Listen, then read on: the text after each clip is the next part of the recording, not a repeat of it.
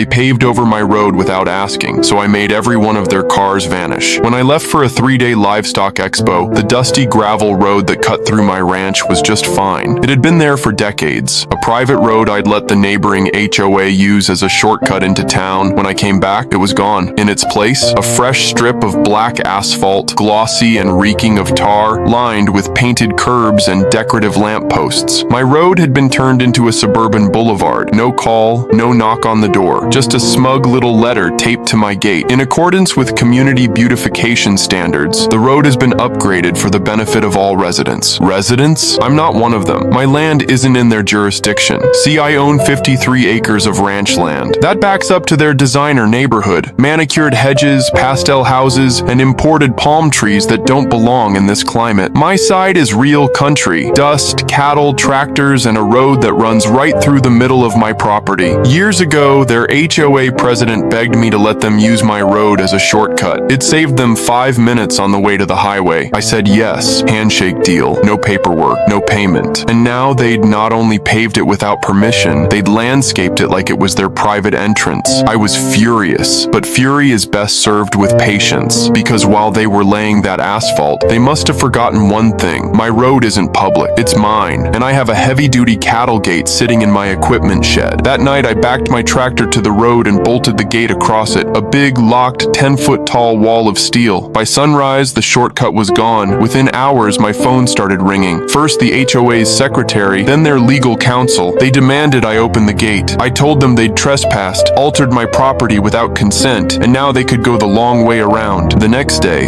HOA President Linda showed up in person, wearing a pearl necklace and a fake smile. "You're blocking a public roadway," she snapped. I pulled out my property deed and survey maps. "Not public. Never was. You've been using it because I let you." "Not anymore." She threatened lawsuits. Too late, I'd already filed a property destruction complaint with the sheriff and a civil suit for unauthorized alterations. I also sent drone footage of their improvements to the local news, along with the story of how they'd paved over a rancher's private land without permission. By the third day, their residents were furious, not at me, but at their own HOA. The 5-minute shortcut they loved was now a 20-minute detour. By the end of the week, the HOA caved. They offered to rip out the pavement, restore the gravel road, and pay triple damages for the destruction. I declined. Instead, I told them they could keep their pretty boulevard if they signed a rental contract to use it at $4,000 a month. And if they missed even one payment, the gate stays locked. They signed. They had no choice. Now every month, I cash their check and drive my tractor past their perfect little street, smiling at the knowledge that their upgrade turned into the most expensive shortcut in the county. If you love this